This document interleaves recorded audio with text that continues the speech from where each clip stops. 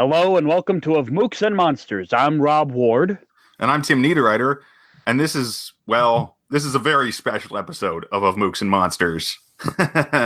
We have a special guest sitting up. We have a guest sitting in with us for this and the next few episodes as we play a little game together. Can we play a game? Yes, we can, Dave. Introduce yourself briefly, Dave. Briefly.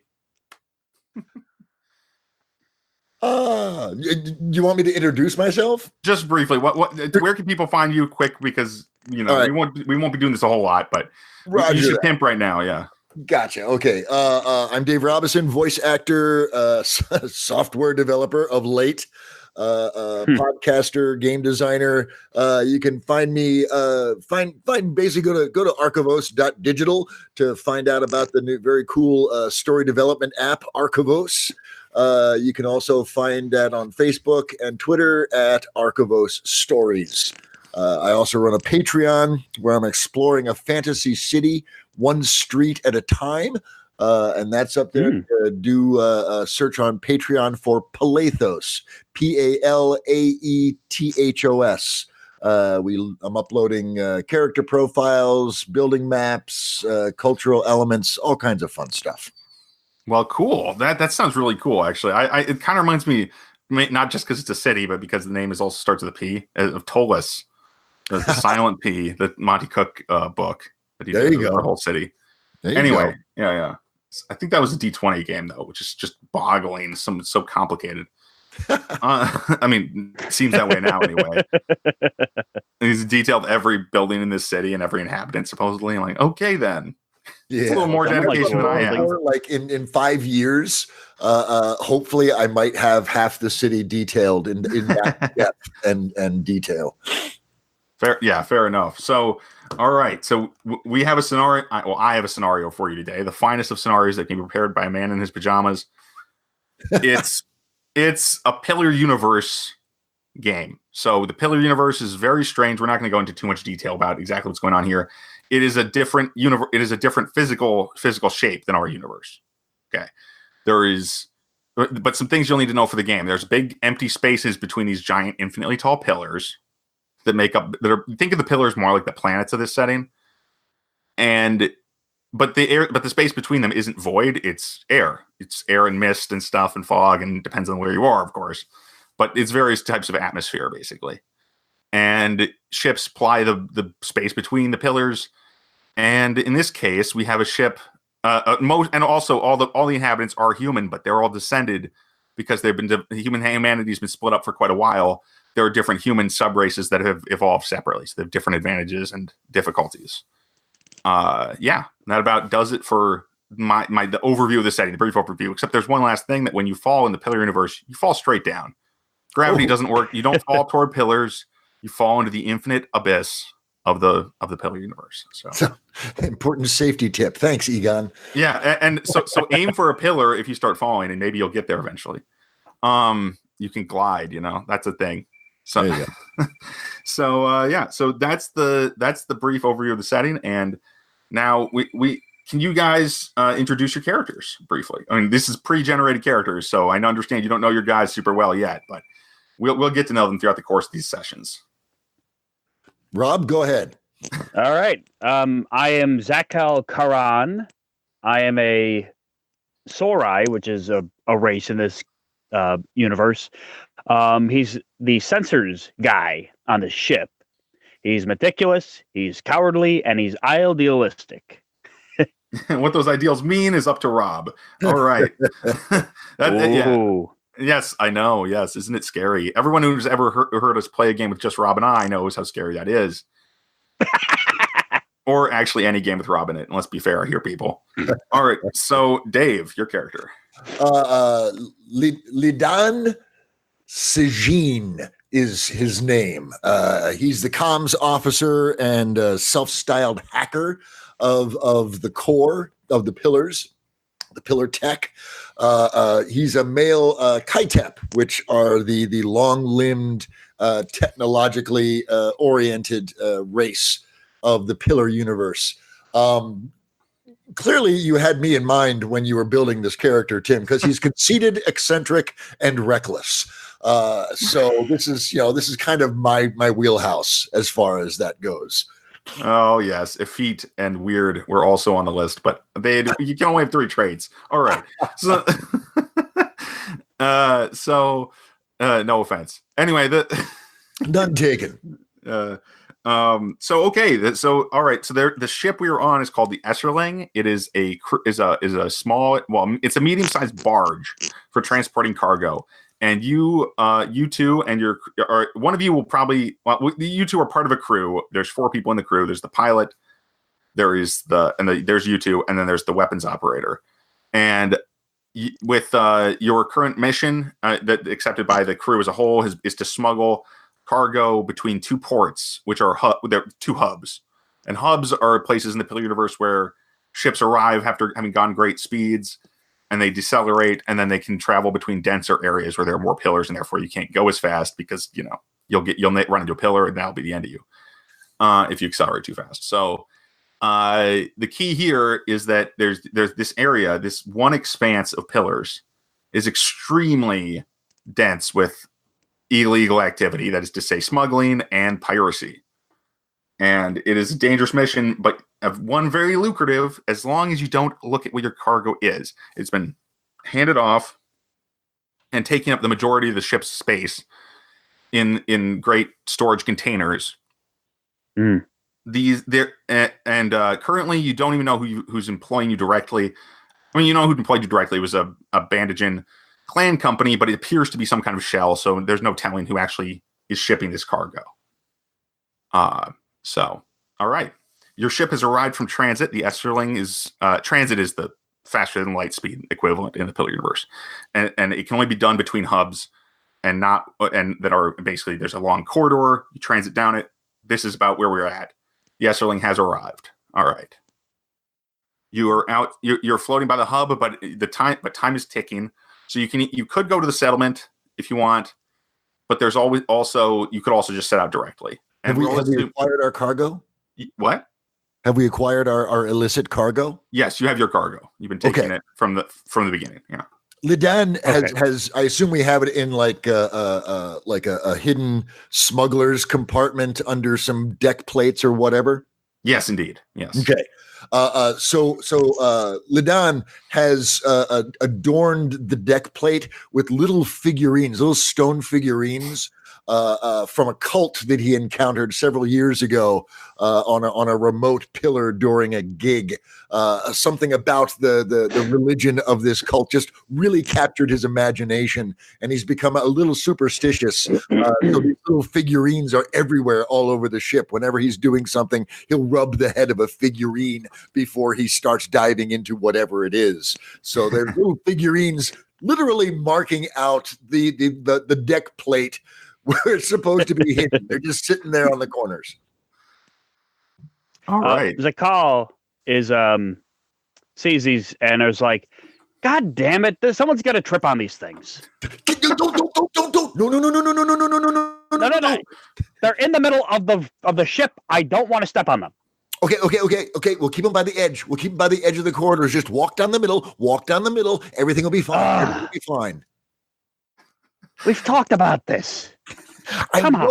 It's bad luck if we don't have these things out there. You know that. Remember what happened? It's also a health code violation if there's something in the middle where I can trip over and I break my nose. Well, we certainly don't want that, my friend. We don't want that. Okay, fine. I'll pry up the deck plates and put them figurines in with the cargo. Are you two old ladies done arguing? Says the weapons officer, Pandolin. He's one of the more the most like base human, the Newen races in the Pillar universe, and he just kind of shouts from his position in the weapons depot behind you.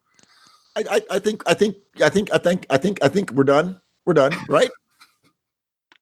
I mean, they're gone, so thank you. No problem. Tim, when I pried up the deck plates and put the figurines around the cargo, did I happen to see what it was? Well, you saw the top of the crate that contains it's a crate. There's a crate that's slipped in there. There's probably a couple more of them. There's like 3 of them, we'll say. Okay. They're kind of capsules, so about the size of a person. but totally sealed and theoretically the cargo is inside them. Okay. And you can actually see that there's a little light glowing on one side of each it's like a status meter kind of thing that looks like it's flickering slightly on the side of each container.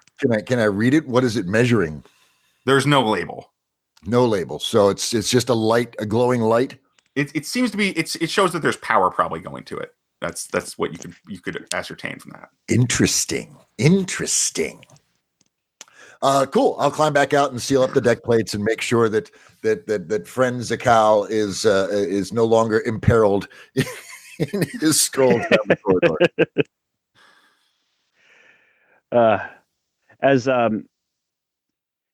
As my coworker is getting his stuff down there, I'm probably going to be doing little rounds of the ship, just making sure everything is up, spick and span. Just making sure that there's enough emergency supplies in certain areas. Kind of, really being nitpicky about the ship. Okay, so so one of the things I really love about Zakal, he's very thorough that way. Indeed, Zakal thoroughly checks. So I'm going to roll a quick check. You got a face. You roll the face die 10. So you check very thoroughly. In fact, you find several areas that are out of there's several emergency kits that have been reduced in effectiveness and replace them with full emergency kits at different places. And then you also while you're on your way back around, because think of this as like the Millennium Falcon. So there's kind of a circular hub at the center of the ship where the crew actually hangs out. There's a ring around the central rooms and stuff. And when on your way back around, you spot you're by the weapons depot where Pandolin is basically he's arming up the ship's guns and stuff, which there's only one weapon to load, and actually it's just energy coils and stuff. The ship doesn't fire any projectiles that are ballistic or anything. But you notice that there is that you actually notice a sensor that a small camera that is perched on the top by the door frame leading into the weapons depot. You don't remember how it got there. It's really small. It's kind of stuck to the wall, looking down the corridor. Yeah. Is it in my reach? Yeah, you can reach it. Okay, I'm gonna investigate and see what this thing is. I guess would that be science possibly, or would that sure, be probably investigation? Yeah, investigation. Yes, roll investigation. Yeah, and add your mind to it. Yes. Okay, so what's your mind again? 3. And your investigation? 4. Okay, so you got a total of 18. So that's pretty good. Mm-hmm. You end up you find that the camera has a Bandaging Clan Company logo stamped on the back, but you don't remember which one it is. It's a sigil of sorts. That's not so much there's no real words on it, but you recognize that it belongs to definitely Bandaging Tech, and they probably the people that hired you, right? These are turtle-like. They have shells that they can take off, and so they're more like hermit crabs, honestly. But yes, they're hard-shelled folk. And they are very good with robotics and technology as well, especially the robotics. That's kind of their specialty when it comes to battlefields, because they tend to be cowardly. So they use their drones to fight for them. Yeah, so you found this camera, and it appears to... Oh, and you also find that it had a relay that was sending a message somewhere, but you can't tell where. Well, at least not by just looking at it. Yeah, it was broadcasting. I'm going to take this over to Ladon, because I think this might be his expertise, and I'll be like, "Hey, found this. Do you know it's giving off a signal? It's relaying something. Do you know where? Could you probably trace this?" Who are you talking to? Who are you talking to? Of course I can trace it. Please, just put it down. I was just asking a question. I mean, fine. A silly question, a ridiculous question, but I understand. Well, excuse me that I don't spend all my time looking at screens. Screens are the windows of the universe, my friend. Just put it there. Let me do my magic, okay? Fine, Sit back, fine. watch, learn, okay? Okay. All right. Tim? Yes. While he was doing that, Ladan has set up a multi-frequency sweep to monitor communications around us with special highlights on any security frequencies commonly known by any of the law enforcement or the popo of the area, and also any of the clandestine dark web frequencies that our competitors are known to use, basically sweeping for communications up one end of the comm spectrum to the other, looking for encrypted and unencrypted communications that he can then decrypt and eavesdrop on, which is what he was doing when Zakal came up. All right. So you've accomplished this task, which is fairly complicated, but we'll simplify things a little bit. You quickly analyze that though it appears to have been planted by a member of the Bandaging clan company, and it's definitely of the make of one of these clan companies, that broadcasting device is relaying information within this same expanse, within the same cluster of pillars. And so it's communicating with two places, actually. It's sending messages to two different locations. One is the hub that you just arrived at and are floating nearby. And the other is a location that is not thoroughly mapped, but it is in the middle of the expanse of this cluster somewhere. Presumably not a settlement, though, because it would be marked if it was a settlement. So it must be relaying to a ship. Relay this information to my colleagues. Okay. Yeah. Anything about when I was down the cargo hold and I saw that illuminated plate with the data and so on, did that look Bandagen as well? Yes, indeed it did. Yeah, it was, but that's partially because, it's kind of to be expected because you were given it by Bandagen. Sure. People. So I will turn the camera away so it's not facing anyone. Yep. And hold my finger to my lips to the crew. Okay. And then whisper to Zakal, we should put this back where you found it. Okay. And Zakal will put it back, make sure that it's almost exactly how he found it. Okay. So I'm going to scroll quick. Fussing around with it. See how precise but he's going to... Is there like a piece of paper or something that I could just tape above it and just kind of block it? Well, you were just examining the emergency kits, so they have bandages and stuff in there. You probably don't have a lot of actual paper on the ship, though. A marker, big arrow pointing towards spy device. Yeah, just something so it like you know how like some people put the like the Post-it in front of the camera on their computer. Yep. Yes, just like I'll probably take like one bandage. Yeah. And do that. Just put and it over the mark down that we're down a bandage for that med kit. Special notes. We'll need to replace that later. Good. Okay. So the pilot who has been flying this whole time, probably pretty tired, despite being hopped up on endless stimulants. Tuco suggests that there's probably no need to fuel up. No, not fuel up. You wouldn't fuel up anyway. This is a pillar ship, but there's no need to touch base here. It might be better just to get the job done. It seems like, especially if someone's spying on us. I agree. Let's get the job done. But some and we're having this conversation out of range of the camera. But friend Zakal, you might want to step up your sensor sweeps. Somebody's very interested in what we're hauling, and I'd hate to see something weird and untoward happen to us along the way. That's a good point. I'm gonna just really hone it. I'll hone in on and see if anything's coming within a radius that might be a problem for us. I wonder if there's a way to jam it a bit, or maybe if I'm a little confused because if we jam it, then that might say that something's wrong. But if we don't, we might be a target. I'll tell you what. Why don't I set up a jamming subroutine that can be activated off of any of our data tablets with just a press of a button. Sounds good to me. I'll set that up, Tim, if I can. Sure. And you're quite successful. It will be any member of the crew can activate it from anywhere on the ship. And that will jam that particular frequency so the camera will stop broadcasting. Yep.